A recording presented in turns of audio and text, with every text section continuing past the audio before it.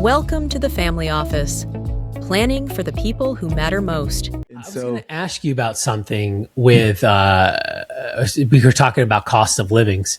Did Mondami really get out, and because I know your son lives in New York, did Mondami really put out a bulletin and a press conference to tell businesses and everyone to keep their thermostats at 78 degrees? So that they didn't stress out the grid? That. Yeah, he came out and said it. Oh, because I know that a few days ago, my son called me and he was like, it's 103 degrees and it's humid. Yeah, it's humid in New York. And very interestingly, because we were having a conversation, he's like, Dad, my lights are flickering on and off. And so when you think about what's going on, well, no. Don't blame that on communism. It's the infrastructure, because if you think about it, the United States looks very different from space. If you go to space and you look down at nighttime, the east is like super lit up. Why? Because people live so close to each other. And so when everybody has their ACs on, it's going to impact the grid in a significant way. We didn't know we were going to import all these immigrants and use much more electricity in the state of New York. We didn't know about this. No, we didn't think that was going to counterbalance the grid, Len. No, Chris, that has nothing to do with it. We weren't ultra realistic enough to think that we would need more energy production instead of capping nuclear production, and instead of telling us we can't drill oil to these are all the problems of our politicians. They're manifesting in front of us. And these things happen more so. Len, these problems happen worse in that area of the world in the United States than they do anywhere else. Everyone likes to say about, Texas had that big blackout. No, brother, you're mixing variables. How many times has New York had blackouts, Len? How many times has New York had blackouts? This goes back to the 70s and the 80s. Okay, but here's the thing. I understand what you're saying, but here's the thing.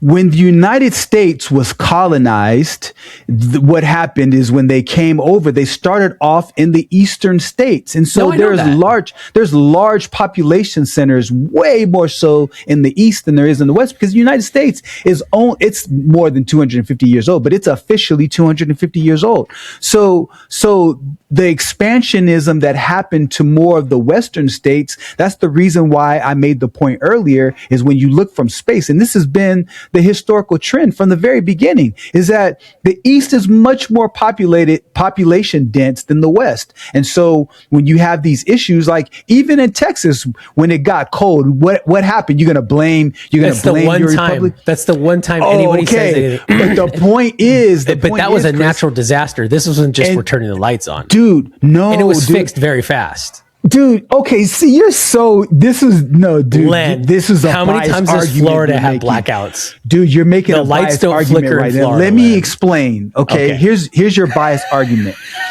Okay, in New York, bro, there's not too many instances where the weather gets over 100 degrees, because, at 90 degrees, it feels ridiculously hot because of the humidity.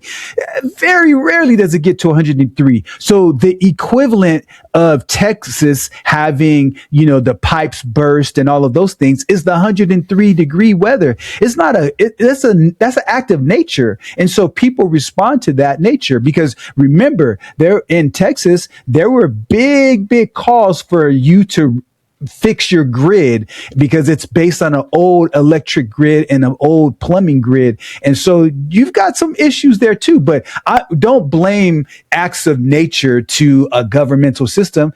Things just get exposed. It's just like this. And I'll make this last comment.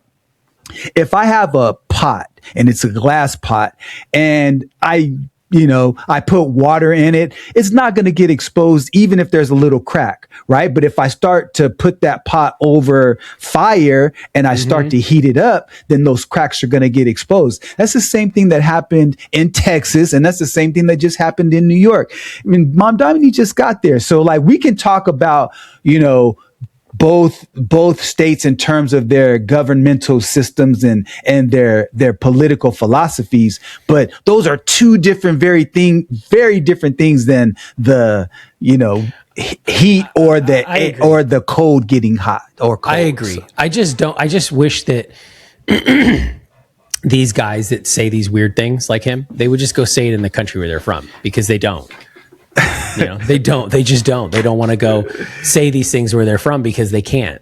Look, but we don't want even that kind of stuff here. We don't like- want we don't want that ideal here. That's not America. So stop trying to change America to be Okay, to be the but- rest of the world. That's my only point here. He But doesn't we have to come out on. He doesn't have to come out like because you know what it reminds me. It reminds me of the same flex alert in California. I shouldn't have to flex alert nothing. Okay, I got a question for you. How many trash cans do you have, Chris? Do you have a garbage and then do you have a recycle bin as well? And Yeah. you know, do you have different? Okay. Yeah. Well, the reason why is because, you know, Mother Earth is the only place we have to live. And so we need to take care of her. I agree with that. So what's there's the point, going to be though? sometimes that government step in to say, look, let's make sure that we take care of this planet we have. And so why don't you place your garbage in one trash can? You place your recyclables in another because it makes the world better. It's not economically expedient to do that, but it's environmentally expedient to do that. But then what about all the birds and mammals that we're killing with all the wind turbines? I mean, that's hurting the environment too. Yeah, but there's And all not the very coal. many wind turbines. But though. all the coal. What about all the coal power plants that India and China are building when we're not allowed to build any? What about that? They're killing everybody.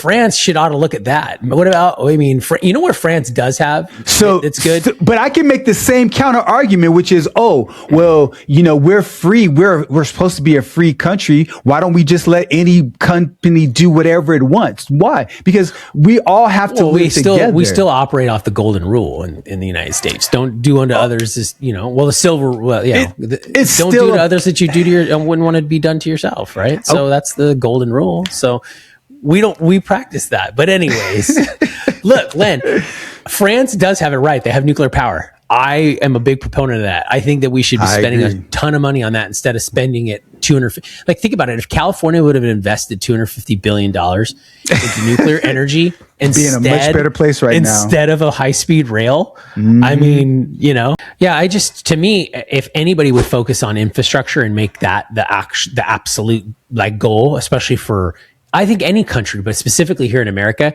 I think that you would create and solve a lot of problems because that would force you to manufacture here and it would force you to reinvest here and it would create a lot of economic activity. And it would be for a good reason. And it would create more value because you do feel it sometimes, especially in certain areas of SoCal land where you drive around and you're going, dang, it's getting a little rough here. Like, when are we going to come in and fix this stuff? So, and this goes back, I mean, 5, 10 years, I was complaining about that. And here in Texas too, there are certain places where I just won't drive. I'm like, dude, this is ridiculous. This is absolutely unacceptable.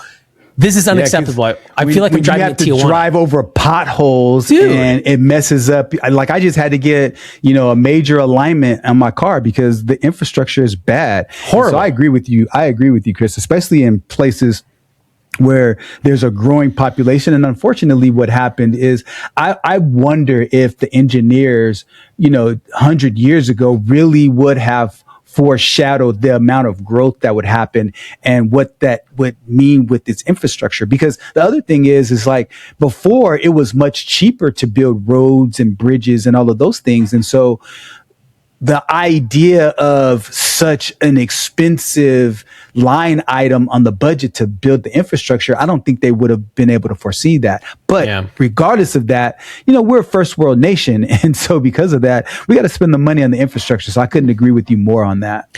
Yeah, because it's embarrassing when you see certain shots of certain stadiums. Like if you watch a World Cup and then you see certain shots of certain stadiums in America and you're like, bro, that's not a good shot of a good, it's not a good look. That's not a good stadium. Like there was one that they were doing and I was like, where is this stadium? Like what country? And I'm like, that's a stadium in San Francisco. Like where they played in the Bay Area. I was like, that's horrible. Candlestick Park. Yeah. Len, it was embarrassing. It was embarrassing. And then you see some of these stadiums in like Monterrey or even Mexico City. You're like, dude, this is insanity.